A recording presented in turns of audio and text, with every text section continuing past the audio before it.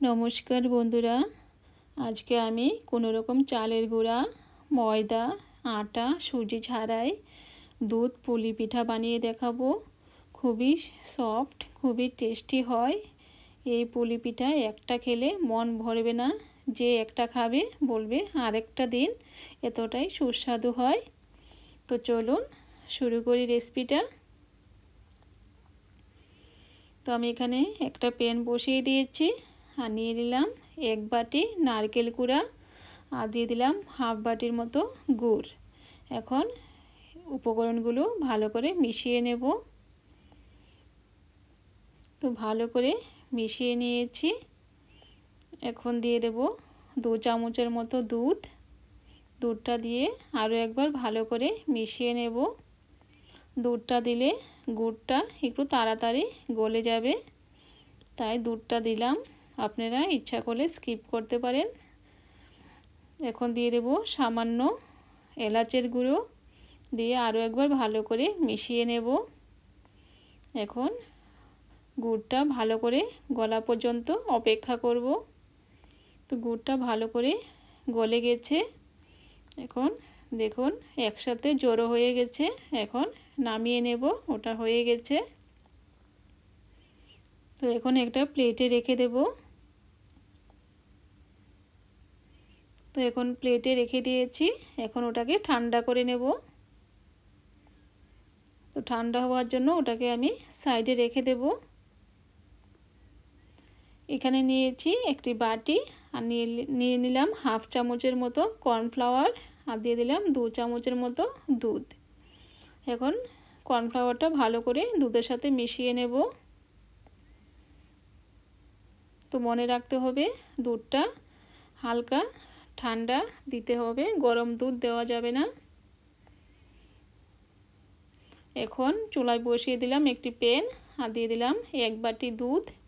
এখন দুধটাকে আমি ভালো করে নাড়াচাড়া করে ফুটিয়ে নেব। এখন দিয়ে দেব 2টো এলাচ। এলাচটাকে আমি মাঝখানে এরকমভাবে ফাটিয়ে দিয়ে দিলাম। এখন দুধটাকে ভালো করে ফুটিয়ে নেব।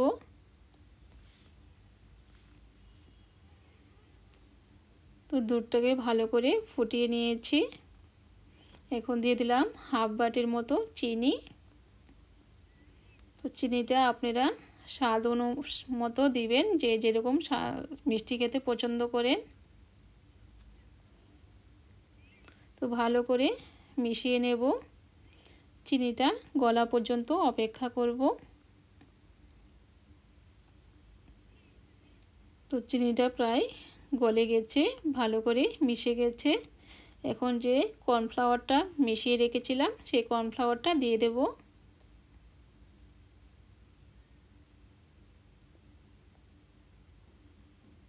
তো কর্নফ্লাওয়ারটা দিয়ে দিলাম। এখন আস্তে আস্তে ভালো করে একটু নাড়িয়ে দেব। নাড়িয়ে 2 মিনিটের মতো ওটাকে এরকমভাবে ফুটিয়ে নেব। কর্নফ্লাওয়ারটা দিলে দুধটা একটু ঘন হয়ে যাবে, তাই দিলাম। তো আপনারা ইচ্ছা করলে দিতেও পারেন, নাও দিতে পারেন, কোনো অসুবিধা নেই। তো এখন ভালো করে মিশিয়ে নিয়েছি। তো ওটাকে সাইডে রেখে দেব। তো আমি এখানে নিয়েছি ব্রেড, পাউরুটি। তো ওটাকে আমি যে সাইডের অংশগুলো আছে সেগুলোকে কেটে বাদ দিয়ে দেব।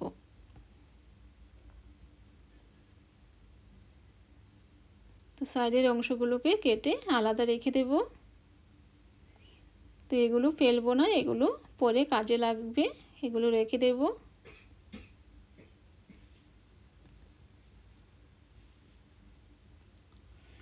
এখন ওটাকে আমি ভালো করে বেলে নেব। এরকমভাবে হালকা হালকা করে ওটাকে বেলে নিতে হবে।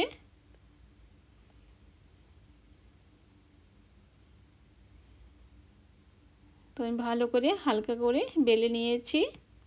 তো এখন আমি এরকম একটা স্টিলের গ্লাস নিয়েছি। গ্লাসটা দিয়ে মাঝখানে এরকমভাবে কেটে নেব। তো দেখুন কত সুন্দর গোল হয়ে কেটে গেল। তো এরকম করে কেটে নিতে হবে। এখন যে সাইডের অংশগুলো আছে সেই সাইডের অংশটাতে আমি একটু জল লাগিয়ে দেব।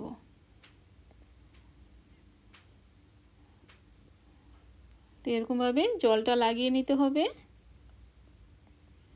এখন যে পুরটা বানিয়ে রেখেছিলাম সেই পুরটাকে মাঝখানে দিয়ে দেব, দিয়ে ওটাকে যে দুদিকে মুখটা আছে ওটাকে বন্ধ করে দেব। তো একটু জল লাগিয়ে নেবেন, তাহলে ওটা খুব সুন্দরভাবে লেগে যাবে।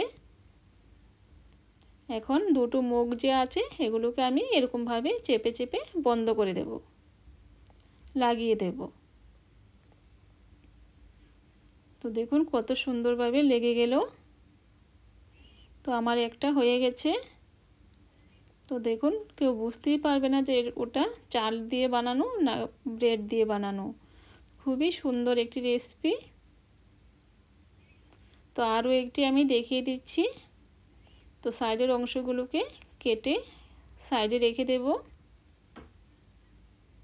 তো এই রেসিপিটা এতটাই ভালো হয় যে একটা খেলে মন ভরবে না, আরও খেতে ইচ্ছে করবে, খুবই সুন্দর হয়। তো ওটাকে এখন ভালো করে এরকমভাবে বেলে নেব। তো ওটাকে বেলে নিয়েছি, এখন গ্লাস দিয়ে ওটাকে এরকমভাবে কেটে নেব। তো ওটাকে কেটে নিলাম। এখন সাইডের যে অংশগুলো আছে সেই অংশগুলোতে একটু জল লাগিয়ে দেব। জলটা লাগালে ওটা সুন্দরভাবে লেগে যাবে, তার জন্য জলটা লাগাতে হবে।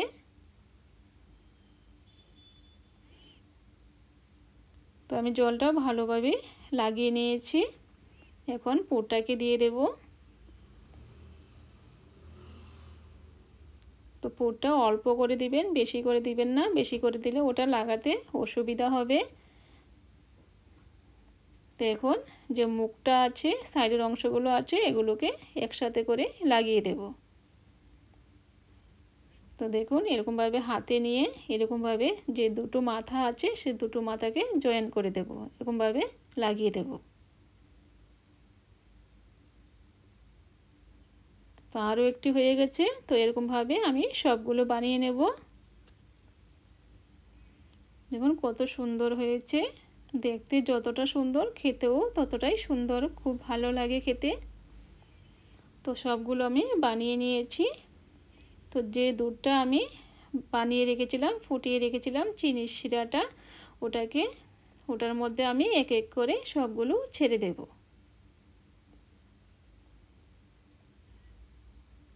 তো দেখুন কত সুন্দর দুধ পুলি তৈরি হয়ে গেল।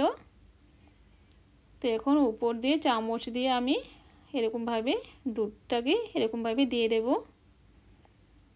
তো বেশিক্ষণ রাখা যাবে না, 1 মিনিটের মতো রাখলেই হয়ে যাবে। বেশিক্ষণ রাখলে ওটা খুব বেশি নরম হয়ে যাবে, তুলতে অসুবিধা হবে। তো সবগুলোর উপরে আমি এরকমভাবে দুধটাকে দিয়ে দেব।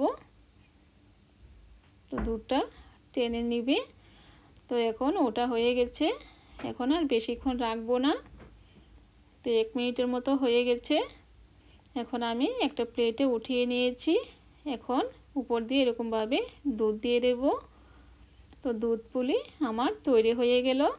দেখুন কত সুন্দর, কোনো রকম চালের গুঁড়া, আটা, ময়দা, সুজি কোনো রকম ঝামেলা ছাড়াই পাউরুটি দিয়ে কত সুন্দর একটি রেসিপি তৈরি হয়ে গেল। উপরে কিছু পিস্তা বাদাম ছড়িয়ে দিলাম। তো একটা কেটে আমি দেখাচ্ছি কতটা সফট, কতটা নরম হয়েছে। তো দেখুন কতটা সুন্দর হয়েছে, মুখে দিলে একদম মিলিয়ে যাবে। তো খুবই সুন্দর একটি রেসিপি। তো একটা খেলে তো মন ভরবেই না, তো আরও খেতে ইচ্ছে করবে। তো একটু বেশি করেই বানাতে হবে, কম বানালে হবে না।